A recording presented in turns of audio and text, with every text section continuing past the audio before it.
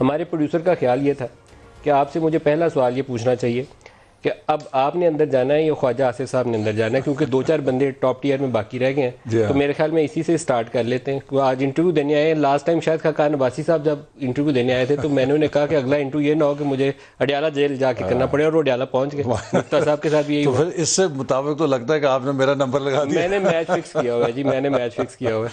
تو اب بتا دیجئے کہ آپ نے جانا ہے یا خواجہ آصف صاحب نے یہ جانا ہے؟ ایک افسوسناک بات ہے کہ ہمارے ملک کے اندر، جیسے ابھی آپ بھی کہہ رہے تھے، کہ احتساب کو سیاست سے اتنا گڈ مڈ کر دیا گیا ہے کہ اب احتساب کی ساکھ اور اس کی غیر جانبداری، پہلے تو ہم کہتے تھے سوال اٹھ رہے ہیں، اب تو ایکسپوز ہو گئی یہ بات.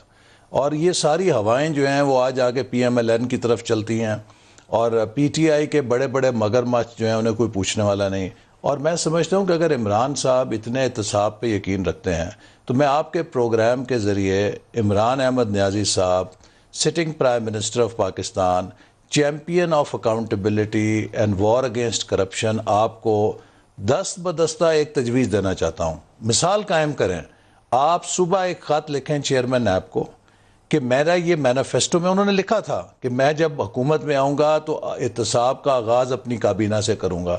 ایک خط لکھیں چیئرمین نیب کو، جناب علی، چونکہ میں بہت بڑا دائی ہوں احتساب کا، میں آغاز اپنی کابینہ سے کرنا چاہتا ہوں. آپ کو اگر کوئی شخص میری کابینہ میں ایسا ہے جو مطلوب ہے، آپ احتساب کا آغاز اس سے کریں اور میری کابینہ کو ایسے لوگوں سے صاف کریں.